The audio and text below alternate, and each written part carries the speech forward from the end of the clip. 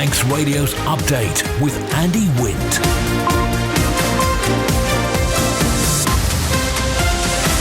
Pastor Mai, good evening. It's 5:30. This is Update for Tuesday, 4th of June, 2024 from Manx Radio.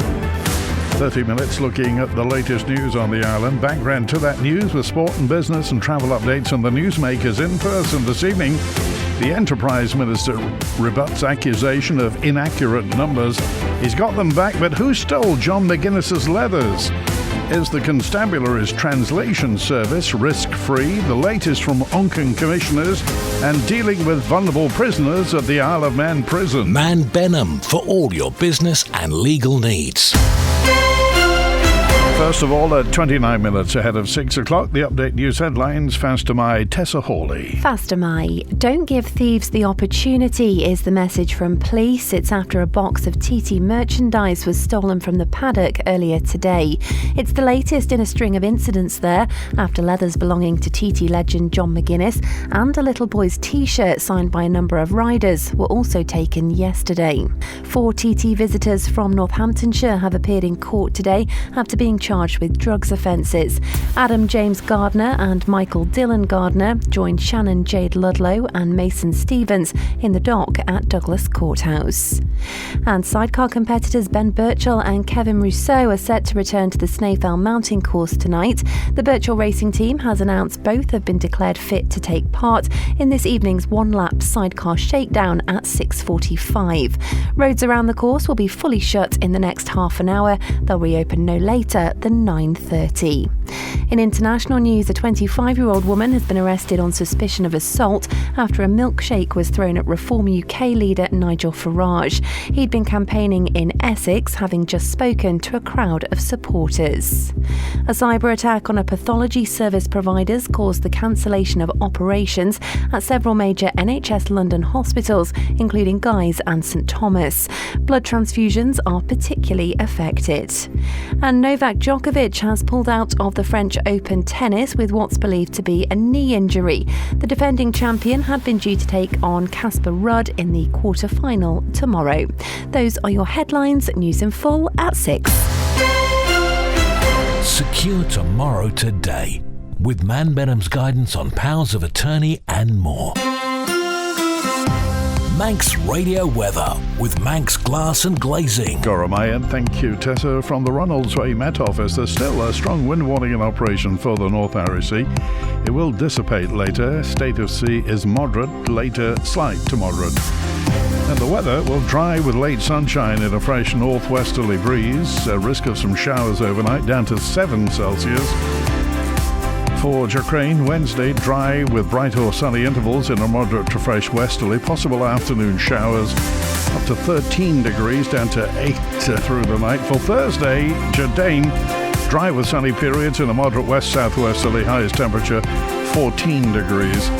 The sun sets tonight at 9:45. High tide 11 minutes to 11. Sunrise in the morning 12 minutes before 5. Low water 4 minutes after 5. And the morning high tide 8 minutes past 11. Manx Glass and Glazing can supply and install single, double and triple glazing. Call 674 573 or visit the showroom on the Snugborough Trading Estate. The Enterprise Minister, Tim Johnston, MHK, says he doesn't believe he should be held against every single number in his departmental plan. Backbench politicians have criticised the document, with some accusing him of including inaccurate figures. Chief Officer at the Ministry, Mark Lewin, and Mr Johnson were asked whether claims that Visit Isle of Man received a PR reach of 5.8 billion were accurate. And you'll understand when we talk about reach, it's about the number of people that have the opportunity to see and interact with that, and it can be individuals multiple times as well. So it's a standard term that's used in marketing circles. But 5.8 billion, and that reflects some of the to be in the top Skyscanner results for hidden gems, and there has been a huge amount of visibility through a variety of stories where the Isle of Man has touched around the planet. Business Isle of Man is claiming 170,000 views on its Love Manx Shop Local video. When we looked yesterday on YouTube, it had 503. Facebook was 1,600, and on X, formerly known as Twitter, 138. Where are these other views coming from? I think, again, on social media, it's not just the original source, it's then what happens to that in terms of being presented in other channels, being replayed. When we step back, what I think everyone perceived it as being a really positive example of how money in the economy flows around. It might be a positive message, but we're missing like 168,000 views here, which your department is claiming that it has on this video, but it doesn't seem to have those. Well, certainly that's the data that we have. And OK, I'll come to you, Minister. You must agree with Julie Edge that data has been skewed then? No, I think that's not the case. I think the agency's absolutely right. They need to corroborate that. So are you saying that you don't believe those figures? I've got no reason to believe why those figures aren't genuine. Otherwise, they wouldn't be in the report. Police say they're still trying to find out who took a set of leathers belonging to the TT legend John McGuinness. The leathers have since been found, and John says he's very happy as they're so sentimental to him. But Inspector Paul Kemp insists that crime isn't a big issue at the paddock. Everybody's probably aware that John McGuinness' leathers were taken overnight as part of a burglary. So thankfully, they turned up nearby later on. So we've managed to repatriate them. However, the investigation's ongoing, so we are looking for anybody who can tell us anything. I would imagine, despite the time of day, anybody with a set of large leathers over their shoulders is probably going to be quite distinctive. So if anybody did see anybody wandering around with those, please give us a call. I wouldn't say it's a big thing. It's an opportunistic thing. It's the age-old. We have got people walking around at the moment that if they see an opportunity, they're going to take it. We've had a van taken overnight, and we found the van. We found it abandoned on Foxdale Road in Foxdale. Any witnesses to that, if they could please make contact with us. That's an ongoing inquiry, obviously. But again, I've got to remind people, please lock your vehicles, put your keys in the house, make sure they're away from the front door, make sure your front door's locked, your back door's locked. Don't give anybody any opportunities. And it's the same up at the paddock as well. Just make sure everything is locked up, everything's secured. I know I'm banging the same drum every day at the moment, but thieves are out there and they walk amongst us. They don't care. If they see an opportunity, they're going to take something. One of the favoured ones, whilst the roads are closed, is to use the Heritage Trail, which is from the back of Union Mills all the way through as far as Crosby, where the estate is next to the co-op. People are using that, and the problem is that's a place that's used by horses, by people taking their kids out on bikes, by cyclists themselves, by people out walking, and we have had incidents of people having to jump out of the way because of motorcycles going down there. And one thing I would like to highlight, all these things I'm raising, it is such a small minority of people that are ruining it, but these are the things that are going to get somebody hurt, and we just need to be on top of that. So as part of the roads policing plan during road closing, they are around there as well, and it is a public safety thing. It's really important. The Isle of Man in 30 minutes. Update on Manx Radio with Andy Wint. Fast am I, 22 minutes now before 6. A UK-based association for practising translators and interpreters has accused the Isle of Man's constabulary of putting public trust in our legal and governance system at risk. The full story from Siobhan Fletcher. The Institute of Translation and Interpreting is the only UK-based membership association providing a professional home for practising translators, interpreters and all those involved in supplying language services. The company's chief executive, Sarah Robertson, has published an open letter addressed to the island's chief constable, Russ Foster. It follows a recent call out from the Cabinet Office for those who speak multiple languages to get in touch, so government could expand its pool of interpreters for any and all languages. For the constabulary, this would mainly mean translating for people during the taking of witness statements, in police interviews and when appearing in court. It was stated that no formal qualifications were required to take up the role. The ITI has raised concerns with this, saying the use of unqualified volunteers poses significant risks. In her open letter, Ms Robertson said this risks eroding public trust in our legal and governance systems. In a statement to Manx Radio, a police spokesperson conceded that due to the Isle of Man's locale, there is sometimes finite access to niche skills, even in urgent circumstances. They said when dealing with both victims and suspects of crime, communication with them is of the utmost importance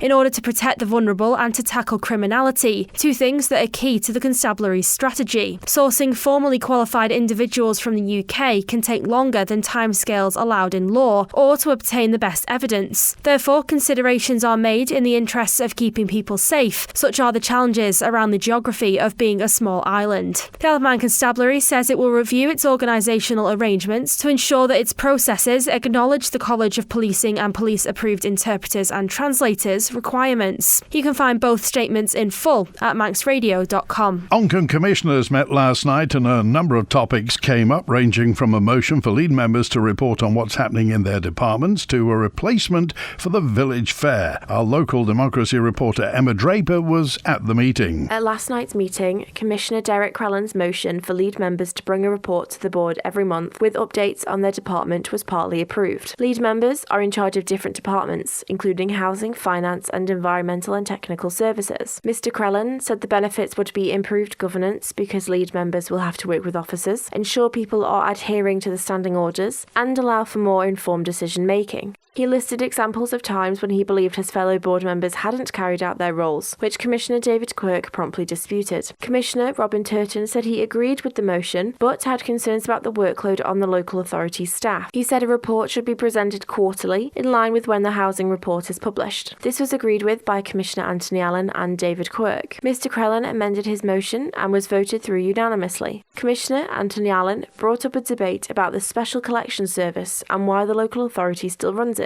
The service allows the local authority to collect items from residents and take them to the tip or store them for collection. He was concerned that it was making a loss to the local authority and there's no legal obligation for the commissioners to run it. However, Robin Turton defended the service, saying it works out at 45 pence per household and the board should wait until the report has been produced by officers, which was agreed last week. Also on the agenda was the plan for Party in the Park, which the local authority has organised for the summer and is a replacement for the former village fair. The plans were met with hesitation from the board, with Mr Allen asking for the budget to be increased to beef up the music offering, whilst a request was made by Mr Turton to monitor the number of people in attendance. The only radio station that's Manx, and we're proud of it. Celebrating 60 years, this is Manx Radio. Motor vessel Manxman left Heysham at 27 minutes past 2. He's just on the outskirts of Douglas Bay at the moment and will be on the link span in the next 20 minutes or so. 4 TT visitors from Northamptonshire have appeared in court today after being charged with drugs offences. In court for Manx Radio, Tessa Hawley. Adam James Gardner and Michael Dylan Gardner joined Shannon Jade Ludlow and Mason Stevens in the dock at Douglas Courthouse. Mr Adam Gardner of Fullingdale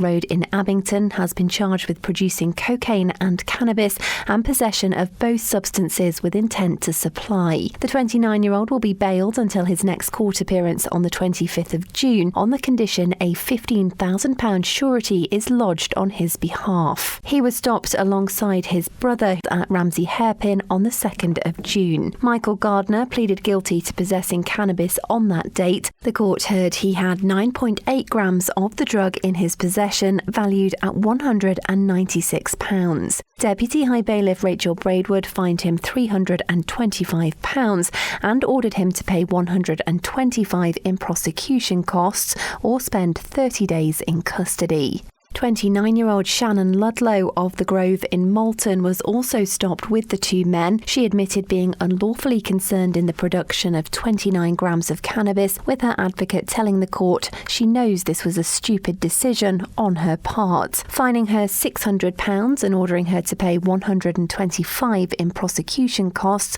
or face 45 days in custody. The Deputy High Bailiff told her drug trafficking offences are taken very seriously in the Isle of Man. Their friend, 22-year-old Mason Stevens of Broadway East in Abington, also pleaded guilty to possessing 4.8 grams of cannabis. The court heard he was arrested outside police headquarters on the 3rd of June. Stevens was handed a 2-year conditional discharge and ordered to pay prosecution costs or face 10 days in custody. Manx Radio Business Briefing. At 16 minutes before 6, UK and European markets will lower. An across-the-board sell-off engulfed the Indian stock market after vote counting trends during the country's elections indicated the results were hugely disconnected from the exit polls. Gold moved lower and oil extended losses. British Airways announced plans to raise staffing levels at London's Heathrow Airport by 5% to minimise any disruptions over peak summer travel periods. Britain's flagship carrier, owned by Spain's International Consolidated Airlines Group, expects summer 2024 to be its busiest in half a decade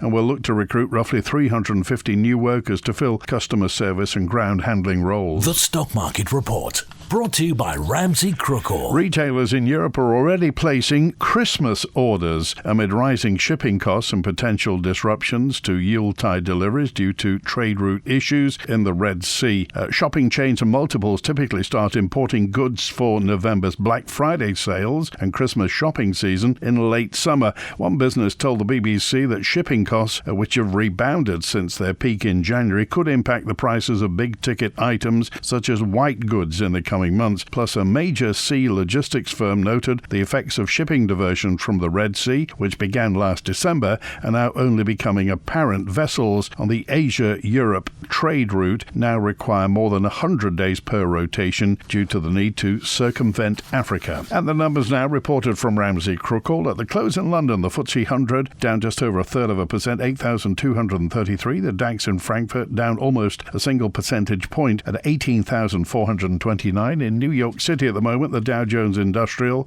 down barely 0.04%, but still down 38,554. The Nasdaq Tech Stocks Index down 0.25%, 16,781, and the S&P 500 is down 0.25%, 5,269. In the exchange markets, the British pound sterling trading at $1 27.9 cents, €1 17.5 cents, and 23 South African rand 89 cents. In commodities, gold's down almost 0.8% at $2,326 per troy ounce, and a barrel of Brent crude down 0.75% at $77.46. I'm running late again. Do you know where I put my car keys? In the fridge. Where's my phone? Under the dog basket. Bye. You haven't forgotten that we're seeing Ramsey Crookall later? Oh, no, of course not.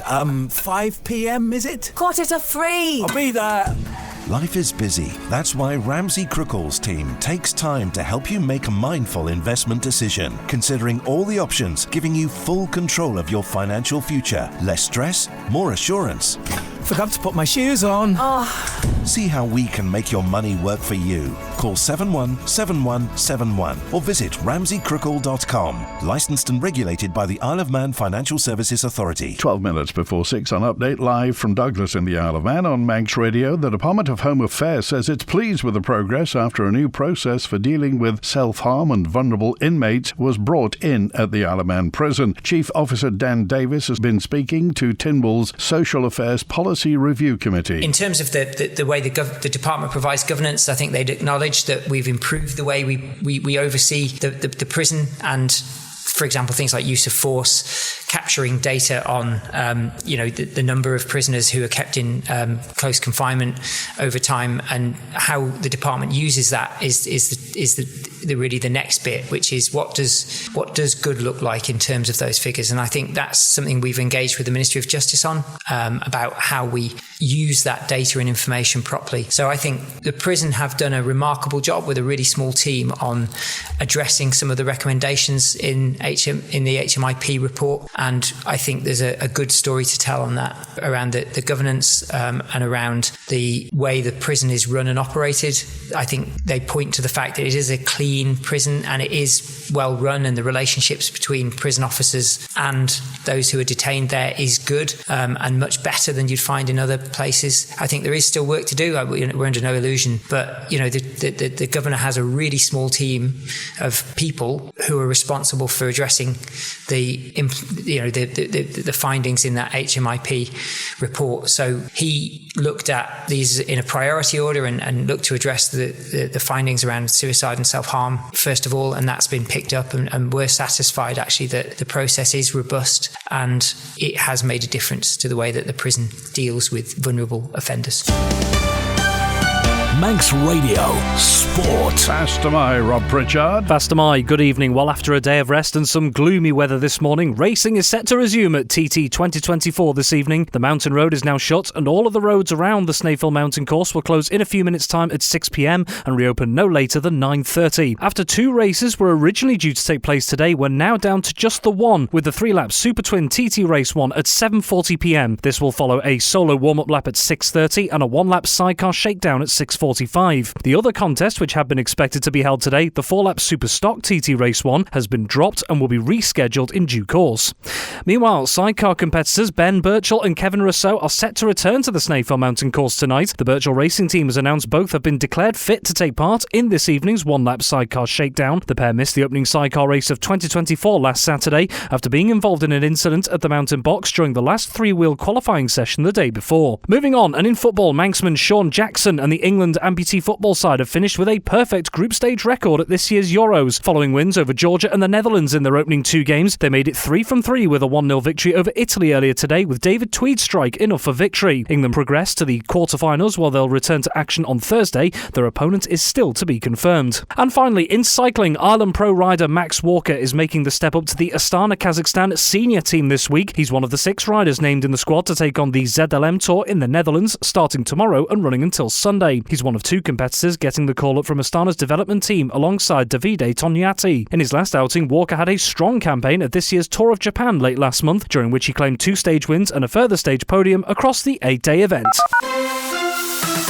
Manx Radio Travel, driven by Quayside Tyres and Service Centre. Inbound at the airport, the 5:25 Loganair from Manchester came in on time. Next is the 7:30 EasyJet from London Gatwick, the 5:28 Loganair returning patient transfer from Liverpool showing on time, and the 10:09 Loganair from London City.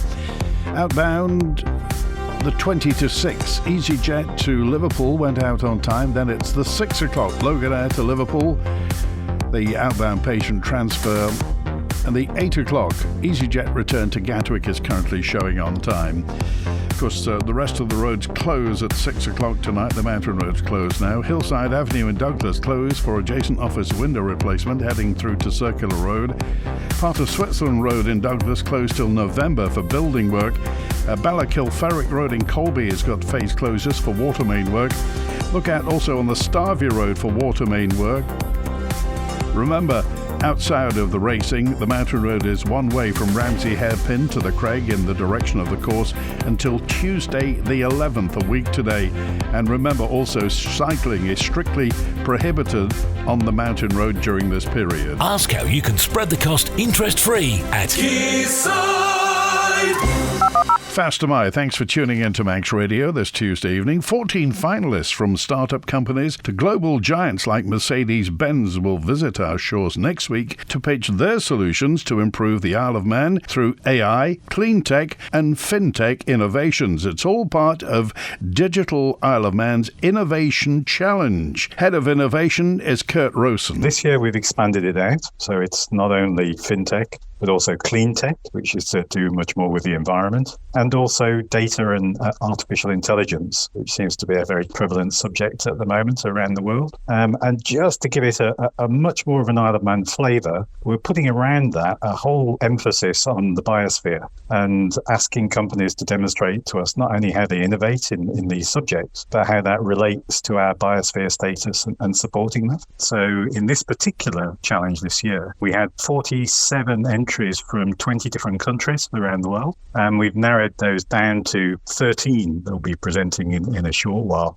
And really, how do we find them, and how do they know that's their flavour? It's immensely varied across those subjects. We have everyone from enormous companies participating like Mercedes through to quite startup companies that have come up with really niche things that they're doing in things like education with AI, with actually vending machines that you take your deposited back to. So things like your cartons or your bottles, and integrating them to the community right the way across to some fantastic entries that are about how we integrate with the environment, how we do certain things. So it's really, really wide and varied. And there's a key point on that innovation. Lots of these people are bringing brand new things here and kind of showing them for the first time in the Isle of Man.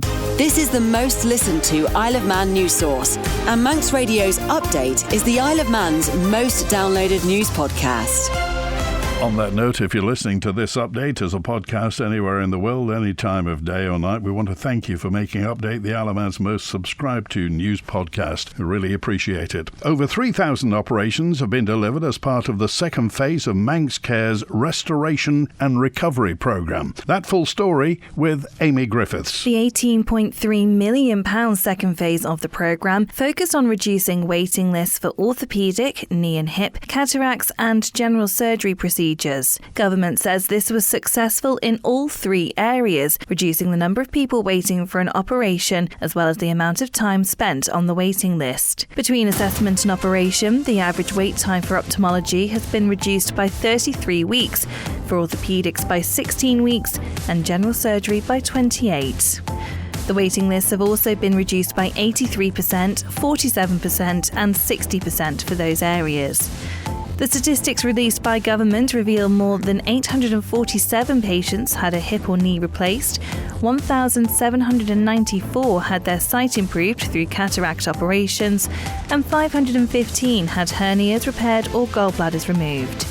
The operations have been delivered by Manx Care clinical teams and UK provider PHL Synaptic, who were commissioned to work alongside the surgical teams already based at Nobles Hospital. That's it for Update Tonight, compiled from the resources of Manx Radio's news department. Thanks to newsreader Tessa Hawley, producer Amy Griffiths. After the news at 6, we're in the countryside.